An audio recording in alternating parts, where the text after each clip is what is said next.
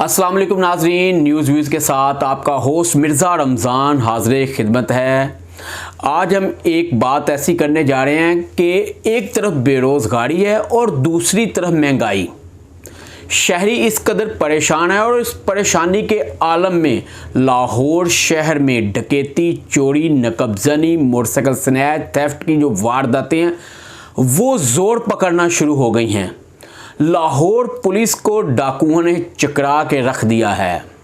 कोई जगह, कोई मोहल्ला, कोई गली ऐसी नहीं जहां पर डाकू चोर दंदनाते नज़र नहीं आ रहे। गुज़श्ता 10 माह के दौरान करोड़ों रुपए की मोटरसाइकिलें चोरी और छीनी गई हैं, जबकि अरबों रुपए की गाड़ियां डाकू चोर लेके फरार हो गए हैं। इससे आप अंदाज़ा कर सकते हैं कि शहरी अपने आप को गैर महफूज तस्वर करने लगे हैं।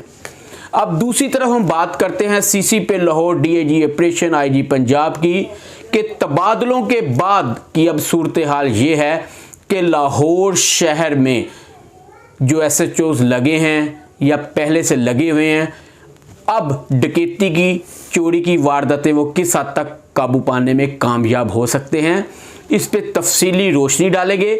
और आज मिर्ज़ा नसीर बेग हमारे साथ मौजूद हैं, सीनियर एंकर है, सहाफ़ी भी हैं और मंजे हुए अपने दौर के क्राइम रिपोर्टर भी रहे हैं। आज हम उनसे जानते हैं। मिर्ज़ा साहब, ये बता दें कि लाहौर शहर में अब वारदातों का बड़ा जोर शुरू हो गया है, तो लाहौर पुलिस किस तरह इसको कंट्रोल करने में कामयाब हो सकती है, और एक चैलेंज है नए सीसीपी और डीआईजी ऑपरेशन के लिए भी। देखिए, आपने खुद कहा है कि बेरोज़गारी बढ़ रही है और महंगाई जो है वो भी ज़ोरों पे है। जब नौजवान जो हैं वो बेरोज़गार होंगे तो सीधी बात है कि वो बड़ा एक मशहूर फिक्र है कि ये जो होता है ना, खाली ज़हन, ये शैतान का घर होता है। मसलन 3-4 लड़के कहीं बैठ जाएं बेरोज़गार, अब घर जाएं तो घर से भी धक्के मिलें, किसी जगह मुलाजमत के लिए जाएं, ना उनके पास रिश्वत हो, ना उनके पास कोई सिफारिश हो, मुलाजमत भी उनको ना मिले, तो फिर रोटी तो उन्होंने खानी है। बिल्कुल ठीक कहा। बाई हुक और बाई क्रुक, फिर उन्होंने पैसा तो कमाना है। वो 3-4 लड़के कहीं बैठ जाएं और सिर्फ ज़्यादा से ज़्यादा वो 1 या 2 पिस्टल अरेंज कर लें, तो 4 लड़के अगर वो हों तो रोज़ाना रात को वो 3-4 ही वारदातें कर लें।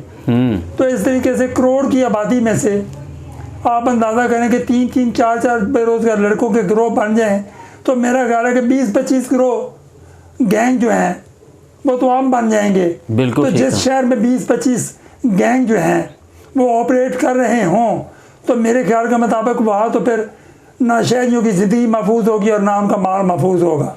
तब जो नए सीसीपी और डीआईजी आ गए हैं और डाकू चोर मुतहरिक हैं। हाँ, दूसरे एक तरफ तो ये महंगाई और बेरोज़गारी, दूसरी तरफ आपको पता है कि क्राइम को कंट्रोल करने का जो बुनियादी यूनिट है वो है पुलिस स्टेशन जी। अब पुलिस स्टेशन में जो एसएचओज लगाए गए हैं पिछले दिनों, वो डीआईजी ऑपरेशंस की पॉलिसी मेरे ख्याल के मुताबिक गलत ये थी कि उन्होंने एक कमेटी बना दी हुई थी 2-3 एसपीज़ की, वो इंटरव्यूज़ करते थे और उनकी सिफारिश पे ही एसएचओ रखते थे जी। खुद डीआईजी ऑपरेशंस ना उनके गालबन इंटरव्यू करते थे। मतलब वो देखते ही नहीं थे कि ये जिस ऑफिसर को हम एसएचओ लगाने लगे हैं, जिसको इतनी काबिलियत भी है या नहीं है, कि वो उसमें इतनी अहलियत है या अहलियत नहीं है। अक्सरियत एसएचओ की थी जो नॉन एक्सपीरियंस सब इंस्पेक्टर्स थे। और फिर मैंने पिछले 1-2 प्रोग्राम में बताया भी था कि कई एसएचओ ऐसे थे कि जिनका अपना ही जो क्रिमिनल रिकॉर्ड था, बिल्कुल ऐसा, और उनका इंतहाई गंदा रिकॉर्ड था वैसे भी। तो जिनका रिकॉर्ड ही गंदा होगा और खुद क्राइम में मुलव्वस, तो उन्होंने क्या क्राइम कंट्रोल, क्राइम को क्या कंट्रोल करेंगे, बल्कि वो तो फिर शरीफ शहरियों की बजाय जो क्रिमिनल्स हैं उनके साथ ही होंगे। बिल्कुल ऐसा ही है। और इस तरीके से क्रिमिनल्स को भी एक बड़ा हौसला होता है कि यार ये जो एसएचओ है ना, अगर पकड़े गए इसको 4 पैसे दे देंगे तो छोड़ देंगे, बिल्कुल कोई फर्क ही नहीं पड़ता। तो इस वजह से फिर मैं ये कहूँगा कि जब एसएचओज भी नाइल हों और गफलत बरते हों अपने फ़राइज़ में, दूसरी तरफ मसलन बेरोज़गार नौजवानों के गिरोह हों, तो फिर क्राइम बढ़ेगा नहीं तो और क्या होगा। क्या होगा। अच्छा मिर्ज़ा साहब ये बता दें, 10 माह के दौरान लाहौर शहर में 11,219 से ज़ायद मोटरसाइकिलें चोरी हो गई हैं, गाड़ियां भी स्नैच और चोरी हुई हैं, तो इस पे क्या कहेंगे आप? इस पर मैं ये कहूँगा कि ये जो 10 माह गुजरे हैं 1 जनवरी से लेके 31 अक्टूबर तक जी, इन 10 माह के दौरान 1,49,49,23 मुकदमात दर्ज हुए हैं जी। लाहौर पुलिस ने दर्ज किए हैं ये मुकदमात। ठीक है। इनमें से 18,299 यानी 18,299 मुकदमात हीनियत से, राइट, मतलब कत्ल, डकैती, तावान, कत्ल के दौरान डकैती या राजधानी के दौरान कत्ल जी, मोटरसाइकिल छीनना, कार छीनना, इस तरह की संगीन वारदातें थी जी। यानी संगीन वारदातें भी समझ लें कि एक दिन में 60 संगीन वारदातें हो रही हैं। बिल्कुल ठीक है। जिस शहर का ये हाल होगा वहाँ हर रोज 60 या 60 से ऊपर संगीन वारदातें दर्ज होती हों, वहाँ के शहरियों में तो फिर अल्लाह ही हाफिज है, अल्लाह ही हाफिज है। बल्कि मैं समझता हूँ कि फिर इस तरह अगर वारदातें होती हैं, संगीन वारदातें इतनी बड़ी तादाद में, तो फिर थानों को तो बंद कर देना चाहिए, बंद कर देना चाहिए, बल्कि ये थाने फिर ठेके पे ही दे देने चाहिए अगर इस तरह वारदातों की ये रेशियो रहेगी तो। और बिलखुसूस आप देखें कि पिछले दिनों झगड़ा पड़ा रहा एसपी सदर का, बुगटी साहब का, कि उनको बेलाखिर पे ट्रांसफ़र कर दिया गया। बिल्कुल। लेकिन जब चीफ जस्टिस साहब जो थे वो भी चले गए तो बुगटी साहब को दोबारा पता नहीं उनकी कौन सी वो अहलियत थी कि उनको दोबारा एसपी सदर लगाया गया। हैरानकुन बात यह है कि सबसे ज्यादा वारदातें भी सदर डिवीजन में हुई हैं। सदर डिवीजन के कभी आप क्राइम फिगर्स देखें तो आपको ऐसा लगेगा कि शायद वहाँ पुलिस नाम का कोई महकमा ही नहीं है। बिल्कुल ठीक है। इतनी संगीन वारदातें वहाँ पे हो रही हैं। मैं ये फिगर्स उनके लेके आया हूँ। ये जो सदर डिवीजन है वहाँ पे 10 माह के दौरान 30,817 मुकदमात दर्ज हुए हैं। ठीक हो गया। उनमें से 71 मुकदमात मर्डर के हैं। 71 मर्डर हुए हैं राइट वहाँ पे। इसके अलावा वहाँ पे 3 वारदातें हुई हैं किडनैपिंग फॉर रैंसम की। ठीक हो गया। इसी तरीके से ये राजधानी के दौरान कत्ल की 7 वारदातें हुई हैं, डकैती की 40 वारदातें हुई हैं, 1133 वारदातें जो हैं वो राजधानी की हुई हैं और 16 वारदातें हुई हैं सरकाबिल जबर की।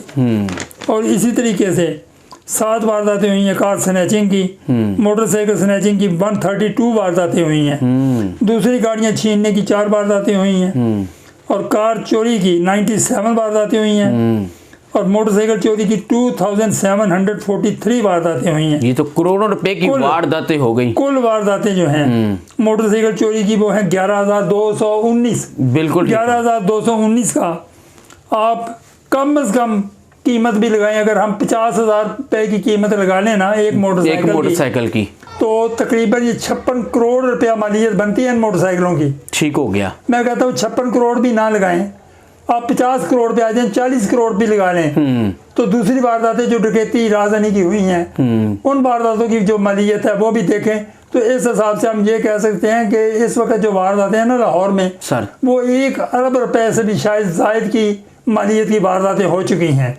इन वारदातों को मद्देनजर रख के जिस तरीके से मैं ये कह सकता हूँ कि जो मर्डर है हमारे लाहौर में वो 345 मर्डर हो चुके हैं। 300 यानी 45 मर्डर हो चुके हैं। ठीक हो गया। मर्डर के और ये गाड़ियाँ चोरी और स्नैचिंग की वारदातें जो हैं इन इतादो शुमार को देखें तो ऐसा लगता है कि लाहौर में शहरियों की ना जान महफूज है ना उनका माल महफूज है। ये तो उम्र भर की जमा पूंजी जो है डाकू चोर लेके जा रहे हैं। तो मेरे ख्याल से रोजाना जो अफसरान है सिर्फ मीटिंगें कर रहे हैं, इजलास कर रहे हैं, खुली कचहरियां लगा रहे हैं, दौरे कर रहे हैं या किसी को शोकस नोटिस दिए जा रहे हैं, लेकिन वारदातें कंट्रोल नहीं हो रही। अच्छा मेरा ये सवाल यहाँ पे मिर्जा साहब ये है कि एसएचओ के साथ जो डीएसपी हैं, एसपी, उनका कोई रोल नहीं है। रोल तो पुलिस डिपार्टमेंट में कांस्टेबल से लेके एक आईजी तक हर ओहदे के ऑफिसर का या एहलकार का अपना अपना रोल तो है जी, लेकिन रोल कोई अदा नहीं कर रहा। मैं पहले भी आपको कई बार बता चुका हूँ कि जहाँ हमारे लाहौर में ऐसे एसएचओ भी रहे हैं कि जब वो उनकी पोस्टिंग होती थी ना किसी पुलिस स्टेशन में जी, तो जो क्रिमिनल होते थे उनके खौफ से, कानून के खौफ से और उन एसएचओ के खौफ से वो क्रिमिनल्स अपने इलाके छोड़ के, लाहौर छोड़ के भाग जाते थे बिल्कुल दूसरे शहरों में, इतना खौफ था उनका। लेकिन आज का जो SHO है उसका खौफ ख़त्म हो गया है। जब उसका खौफ ख़त्म हुआ है तो उसका मतलब दूसरे लफ्ज़ों में ये है कि कानून का खौफ ख़त्म हो चुका हुआ है। मुलजमान है, सुनते हैं कि जी ये जो डाकुओं का गैंग पकड़ा गया है, लेकिन 1 महीने के बाद देखते हैं कि वो जो गैंग है वो सारे ज़मानतों पे रिहा होकर आ चुके होते हैं, या मतलब बरी होकर आ चुके होते हैं। अब इसमें अगर हम पुलिस जो है वो अदालतों को मुर्द इल्ज़ाम ठहराती है, लेकिन भाई अदालतें तो यानी कि तभी किसी को सजा देंगी ना कि अगर आप उनके पास कोई मौसर चालान पेश करेंगे और एविडेंस सही तरीके की देंगे। अगर आप वहाँ पे कोई सही तरीके की एविडेंस ही पेश नहीं कर सकेंगे तो फिर कोर्ट जो है उसने तो एविडेंस को दे के सजा देनी है। बिल्कुल ठीक कहा, बिल्कुल ठीक कहा। तो आज के एक ज़माना होता था कि ये जो अदालतें थी, हर थाने वालों ने अपना कोई ASI या सब इंस्पेक्टर जो था ना उसको पैरवी अफसर के तौर पे वहाँ पे डिप्यूट किया होता था कोर्ट से। जो वहाँ पे गवाह आते थे उनको गवाहियाँ बताते थे कि उन्होंने क्या गवाही देनी है, रिमाइंड करवाते थे, रिफ्रेश करवाते थे उनका ज़हन गवाहियों के बारे में, और गवाहों को पूरा तहफ़्फ़ुज़ दिया जाता था। आज वो तहफ़्फ़ुज़ नहीं है। अब गवाहों को भी जब तहफ़्फ़ुज़ ही कोई नहीं है और उनको कोई पैरवी करने वाला केस की है ही वहाँ पे कोई नहीं, तो जाहिर है उन्होंने तो बरी नहीं होंगे, ये ज़मानतों पे रिहा नहीं होंगे, तो और क्या होगा। अच्छा मिर्ज़ा साहब, लास्ट कमेंट्स ये बता दीजिएगा कि अब मुझे कि ये वारदातें किस तरह कंट्रोल होगी, क्या हिकमत अमली लाहौर पुलिस को अपनाने की ज़रूरत है कि ये वारदातों को कंट्रोल किया जाए। इसका तरीका ये है जी कि जिस तरीके से जो हमारे नए आए हैं DIG ऑपरेशन जी, वो इंतहाई एक्टिव नज़र आ रहे हैं पूरे लाहौर में। ओके, दौरे कर रहे हैं, एक्टिव नज़र आ रहे हैं, पुलिस की कारकर्दगी को देख रहे हैं। उनको चाहिए कि वो जैसे खुद एक्टिव है ना, सारे SHOs को भी अपनी तरह ही एक्टिव करें। गुड हो गया। जिस तरीके से वो पूरे लाहौर के दौरे कर रहे हैं, SHOs की भी बाउंड करें कि वो भी अपने अपने इलाकों में इसी तरीके से मसलन जाएं और क्राइम को देखें और जराइम को देखें। बिल्कुल ठीक हो गया। जब तक पूरी पुलिस एक्टिव नहीं होगी और एक्सपीरियंस्ड किस्म के जो SHO है वो तैनात नहीं किए जाएंगे, नॉन एक्सपीरियंस्ड और मम्मी डैडी टाइप SHOs को हटाया नहीं जाएगा, क्रिमिनल SHOs से जान नहीं छुड़ाई जाएगी, अच्छे कारकर्दगी, अच्छी शोहरत वाले और एक्सपीरियंस्ड इंस्पेक्टर SHO नहीं लगाए जाएंगे, उस वक्त तक ये क्राइम कंट्रोल नहीं होगा। जी, बड़ी अच्छी बात की मिर्ज़ा नसीर बेग साहब ने और तफसीली रोशनी भी डाली कि क्राइम कंट्रोल इस तरह किया जाएगा। और DIG ऑपरेशन पे बड़ी तवक्कुआत है कि वो लाहौर पुलिस को इंशाल्लाह ताला अमन का गहवारा बनाएंगे, क्राइम को कंट्रोल करेंगे और एक्टिव SHO लगाए जाएंगे जिनका डाकुओं चोरों को कोई खौफ नहीं होगा। और SHO वही लगेंगे जो क्रिमिनल नहीं होंगे, ईमानदार तगड़े लगेंगे तो शहरियों का जानो माल महफूज रह सकेगा। अपने मेज़बान मिर्ज़ा रमज़ान बेग को इजाज़त दीजिए। अल्लाह हाफिज़।